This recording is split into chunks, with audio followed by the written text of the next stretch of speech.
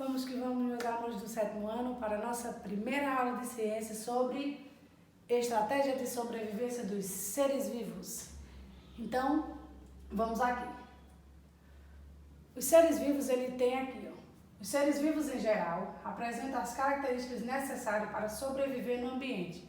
Assim, eles se adaptam a diferentes condições de temperatura, salinidade, quantidade de água e luz, composição do solo, disponibilidade de nutrientes, presença de predadores, entre outros fatores. Essas características podem ser chamadas de estratégia de sobrevivência. Os seres, eles necessitam se aperfeiçoar o ambiente, se adaptar ao ambiente, certo?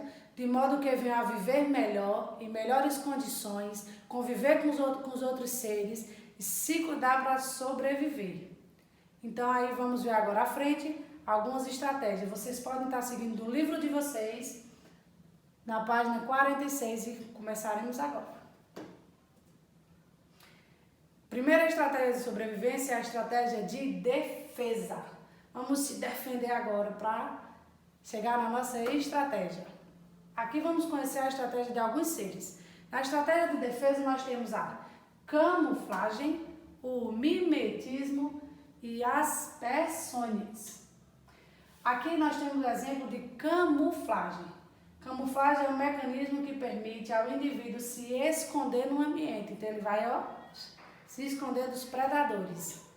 Aqui temos o exemplo do bicho-folha.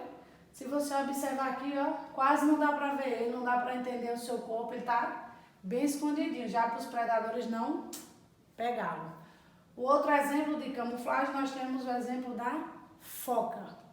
A foca, o filhote de foca, ele é muito indefeso. Aí, para ele se esconder dos predadores, né, ele tem a sua pelezinha bem branquinha, ele vai e se esconde dos predadores na neve, fazendo com que os predadores não venham a capturá-lo. Ele vai se esconder. Então, isso são a forma de defesa desses dois animais. Vamos conhecer aqui agora um pouco da forma de defesa do mimetismo. Mimetismo é chamado esse nomezinho porque é uma característica sempre que dá semelhança de os animais falsos aos animais verdadeiros, certo? É tipo uma imitação dos animais verdadeiros, sendo que o verdadeiro é venenoso. Aí o falso imita ele, certo? Para que o predador se assuste. Aqui nós temos o exemplo, a cobra. Temos a falsa, certo? Que não tem peçonha, ou seja, não tem veneno. E temos a verdadeira, que já é a cobra que possui o veneno. Então, o mimetismo é a imitação dos seres, certo? Dos seres, para ir afastando os predadores, para evitar que os predadores queiram comê-los. Vamos ver aqui agora o exemplo de peçonha. Peçonhentos são os seres que produzem veneno. Então, peçonha é justamente isso, é essa característica de adaptação relacionada à defesa, é a produção de substâncias tóxicas ou veneno. Aqui nós temos como exemplo a rã. Essa rãzinha, ela tem essa cor aqui, porque a cor faz o que? Ela chama a atenção. Quando você olha para ela, você já chama a atenção dos predadores. Aí o predador já vem, já sabe que ela produz veneno, então ele já recua, já não vai querer dar o bote e pegar a rãzinha. Aí aqui nós temos uma curiosidade. Você sabe por que a lagartixa solta o rabo? Você sabe? Então, ela solta o rabo como uma defesa. Essa é uma defesa, é uma autonomia dela, certo? Que ela tem, que é soltar o rabo como forma de defesa.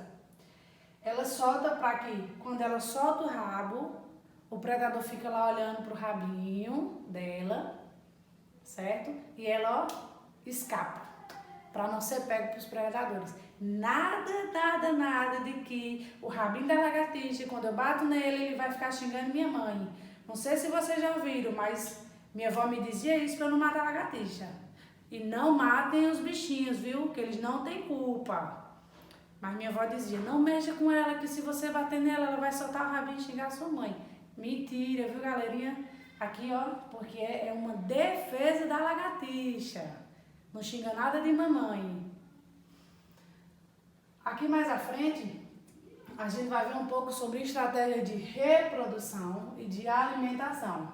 Vamos começar vendo a estratégia de reprodução. A reprodução é uma característica comum aos seres vivos e permite às espécies se estabelecerem no ambiente e deixar descendentes. Quem é que não quer deixar descendentes, né? Ninguém quer viver só no mundo. Então, no processo de reprodução, algumas estratégias eles realizam, tanto o macho como a fêmea. Aqui nós temos o exemplo da baleia. A baleia, elas migram para polos, certo? Elas migram para os polos no verão e migram, no caso, no verão elas migram para os polos para se alimentar e migram para as águas tropicais quando elas querem se acasalar e se reproduzir, ou seja, terem os seus filhotes. Então elas têm isso. Elas vão para o ambiente frio para se alimentar. Depois elas vão para os ambientes quentes, tropicais, quando elas querem se reproduzir, certo? Quando elas querem acasalar e também se reproduzir, no caso, ter os seus filhotes. O outro exemplo que nós temos aqui é o pavão. Por que o pavão tem aquele rabão, ó, bonitão, que abre assim, chama a atenção de todo mundo? Não é só a atenção de todo mundo, não. Ele também chama a atenção da fêmea. Quando o pavão ele quer se reproduzir, ele vai e abre o seu rabinho para a fêmea ir lá, olhar e ó, eles dois namorar, certo? Então isso é uma forma de adaptação do pavão. Vamos ver agora um pouco sobre alimentação. Na estratégia de alimentação, os seres vivos também podem apresentar diferentes estratégias para se alimentarem. O que é que alguns deles fazem? Uns ficam imóveis, outros se camuflam, certo? Para prender as presas, outros constroem armadilhas e assim eles outros utilizam seu sentido sensorial para pegar as suas presas. E assim eles vão no seu ambiente conseguindo se alimentar. Aqui a gente tem o caso da aranha. A aranha, ela produz essa teia e com essa produção da teia, os insetos em que vier, ó, tanto voando como se ele estiver embaixo, pegar, ó, já era, certo? A aranha vai, ó, se alimentar dele, é justamente para isso. Vai pegar e vai, ó, se alimentar. Então essa é uma forma de estratégia da aranha para ela se alimentar. Aqui mais à frente, vamos seguindo, vamos que vamos, ver sobre estratégia de manutenção da temperatura. Quem é que gosta de sentir frio? Quem é que gosta de sentir calor? Então nós temos que nos adaptar ao ambiente. Os seres se adaptam ao ambiente para viver melhor. Os animais que vivem em regiões muito frias ou muito quentes se adaptam para manter a temperatura do corpo. Aqui a gente tem, primeiro, regiões muito frias. A gente tem o exemplo da foca, urso polar também. A foca aqui, ela tem uma camadazinha aqui, ó, abaixo dessa pelezinha. Ela tem uma camada bem espessa de gordura, de lipídios. E essa camada espessa protege o seu corpinho do frio, para não ficar sentindo aquele frio. Então, tipo, é um agasalho para a foca. Aqui nós temos o exemplo da girafa. A girafa que já vive em ambiente muito quente, para ela se adaptar, ela tem o quê? O seu corpo longo, pescoço longo, pernas longas. Isso é uma forma de adaptação para o seu ambiente que vive. E também para a alimentação, pegar alimentos lá em cima, assim, ó, bem alto, para pegar alimentos altos. Mas o seu pescoço e as suas pernas longas também lhe ajuda, porque o vento vai circulando melhor no seu corpo e vai esfriando todo o seu corpo, para ela não ficar naquele excesso de temperatura.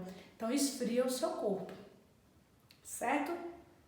Então anotando tudo direitinho, vamos seguir, vamos que vamos. Pronto, agora nós vamos seguir para a atividade. Nada melhor do que praticar. Vão praticando e tirando as dúvidas. Para a atividade de casa, nós temos páginas 51 e 52 do módulo. Vão anotando, tirando as dúvidas e não esqueça do nosso encontrozinho, certo? Aguardo vocês no nosso encontro, espero que vocês tenham gostado e espero vocês para a nossa próxima aula. Um beijão e tchau, tchau!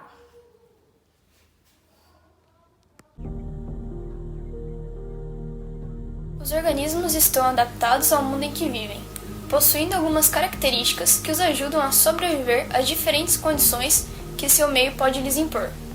Ao longo da evolução, os seres vivos desenvolveram características tanto em sua forma como no funcionamento de seus corpos. Em alguns lugares secos, os seres vivos possuem uma camada mais grossa e seca de revestimento para evitar a evaporação de água dos seus organismos. O cacto, por exemplo, armazena grande quantidade de água em seu corpo, evitando maiores perdas com a transpiração e respiração. Para a alimentação, também encontramos interessantes estratégias. Os seres vivos possuem características morfológicas específicas para os diferentes hábitos alimentares. O beija-flor, por exemplo, possui um bico longo e fino, que serve para retirar o néctar das flores, assim como as borboletas, que possuem uma espécie de tromba, que se desenrola, colhe o pólen e se enrola novamente. Além das evoluções na alimentação, os seres vivos também desenvolveram técnicas para se defender de seus predadores. Alguns animais, como aranhas e besouros, se fingem de mortos para enganar seu predador.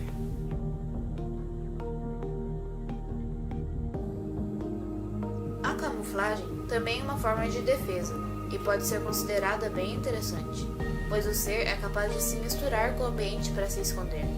O bicho-pau possui um corpo alongado e fino, da cor dos galhos de uma árvore, e essa é sua tática de camuflagem, que faz com que ele seja confundido com as plantas.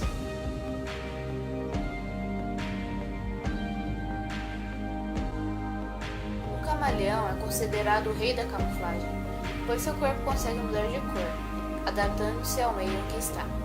Dessa forma, ele consegue se camuflar em qualquer ambiente, seja para fugir do seu predador ou para conseguir sua presa, garantindo sua sobrevivência. Foram anos de evolução que garantiram tais características peculiares de adaptação, e tudo isso permite que o equilíbrio ecológico se mantenha.